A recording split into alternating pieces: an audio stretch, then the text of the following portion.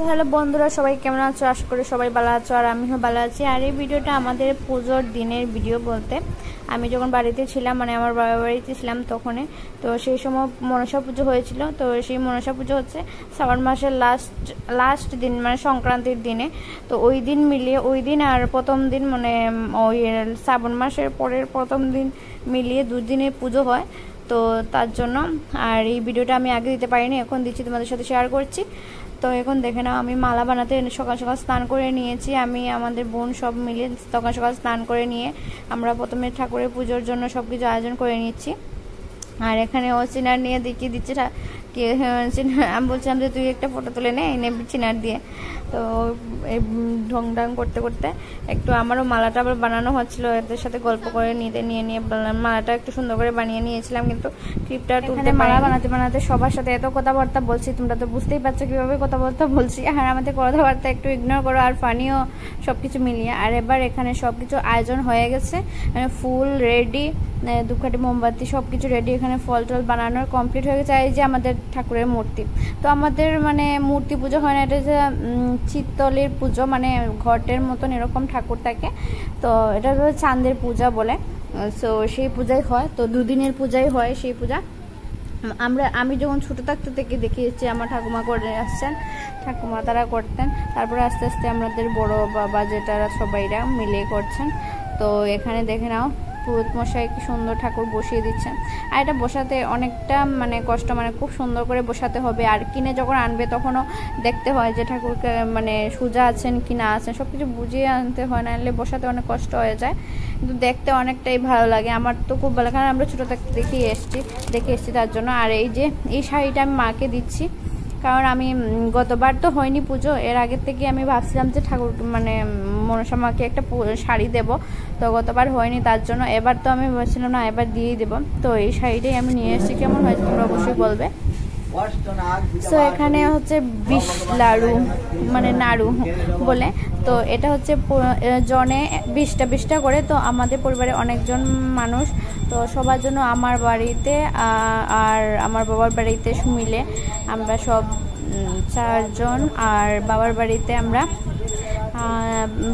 5 জন, আর এখানে 4 জন। তো আমরা মিলিয়ে সবাইকে দিয়ে দিয়েছি 20টা করে। অনেক কতক্ষণ লেগেছে তোমাদের বলতে পারবো না। এখানে আমি বলছি যে এখন আমার পুজোর কাজটা শেষ করে আমি এখন রেডি হয়ে গেছি। তো আমাকে কেমন লাগছে দেখে নাও। আর এবার আমি শাড়ি পরেছি, কারণ এখন লোকজন আসবে, তো তার জন্য। আর এখানে দেখো এই পুচকিটা, ও এসছে, প্রথমে এত কান্না করছিল কি বলবো, ওর গেমটা ওর বোন কেটে নিয়েছে, মানে ডিলিট করে দিয়েছিল। তারপর কি কান্দা কি বলবো। আমি বললাম আমাকে খুব মানেও, মানে আমি যদি বকা দিই তাহলে শুনবে, মানে সব কিছু প্রচণ্ড পরিমাণে মানে। তারপরে আমি বললাম সোনা তুই চল আমার কাছে চল, তাই আমি তোকে দিয়ে দেবো। তারপর বললো আচ্ছা ঠিক আছে চলো, তারপরে কান্দা বন্ধ করলো। তো তারপর আমাদের এখানে বারান্দা চলে এসছে। আসার পর আমি ওকে ওয়াইফাই দিয়েছি, দেওয়ার পর ও ডাউনলোড করেছে, তারপর শান্ত হয়েছে।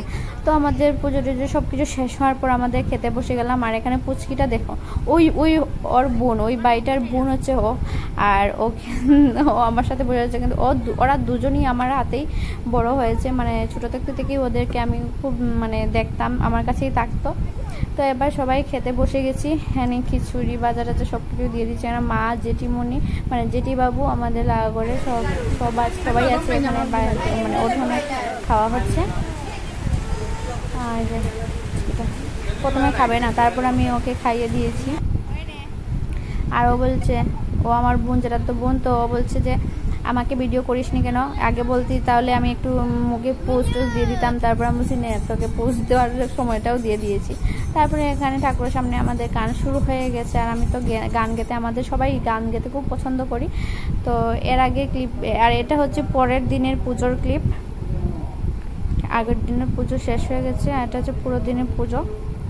তো পরের দিনের পুজোর সময় তো মাকে দেখতে পাচ্ছ, মা শাড়িটা কি সুন্দর পরেছে। আর এবার এখানেও গান চলছে। পরের দিন আমাকে দেখিয়েছি আমার মনে নেই, বাট ভুলে গেছি।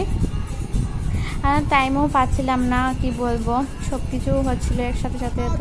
তারপর দেখো গান গাইছে আমার একটা ছোট ভাই। লাগে যদি পায় তোর লইবে তো এবার ওকে দেখতে পাচ্ছ, তো এই পুচকুটা এবার এসে ঢোলক বাজাচ্ছে আর টাকাও পেয়ে গেছে এখানে, মানে প্রচণ্ড মজা হচ্ছিল আমাদের সবাই মিলিয়ে। এবার ঢোলক বাজাচ্ছে, একের সাথে আরেকজন আমিও বাজাবো সব বাচ্চারা চলে আসছে, মানে বোনের সব বাচ্চারা চলে আসছে যে আমিও বাজাবো, আমাকেও টাকা দেবে। তো হচ্ছে হ্যাঁ কতক্ষণ বাজাতে হবে, তো সবাই করতাল ঢোলক নিয়ে সবাই চলে এসছে একে অপরকে দেখতে দেখতে। তো এখানে আমিও ভিডিও করে নিচ্ছি আর আমি বসেছিলাম একটা টুলে, কারণ হচ্ছে আমার পায়ে প্রচণ্ড ব্যথা হচ্ছিলো সারাদিন। হ্যাঁ দাঁড়াতে দাঁড়াতে সবাইকে বলছিলাম হাই হাই বলার জন্য, তো সবাই এমনিতেও বলে দিয়েছে, আমার বলার দরকার হচ্ছিল না। তো এখানে দেখো ওর একজন মাসি আমাদের, তো সবাই মিলে বোনরা মিলে সবাই আমরা খুব গান বাজনা করেছিলাম, মানে এত ভালো লাগছিল তোমাদের বলেই বোঝাতে পারবো না। তো এই দুটো দিন মানে অনেকটাই আনন্দে কেটেছে আমাদের। তারপর আমি রান্না করে চলে এসেছিলাম আর এখানে রান্না হচ্ছিল রাত্রের জন্য, কারণ দিনের বেলা আমাদের খিচুড়ি হতো আর রাত্রেবেলা সবাই তো আর খেতে পারবে না, তো তার জন্য রাত্রেবেলা ভাজা তরকারি, মানে পনির তরকারি একদিন হয়েছিল সয়াবিন আর একদিন হচ্ছে পনির, ডাল, ভাজা, ভাত সব কিছু। তো এই দিন রাত্রে আমাদের বিসর্জন হচ্ছিল।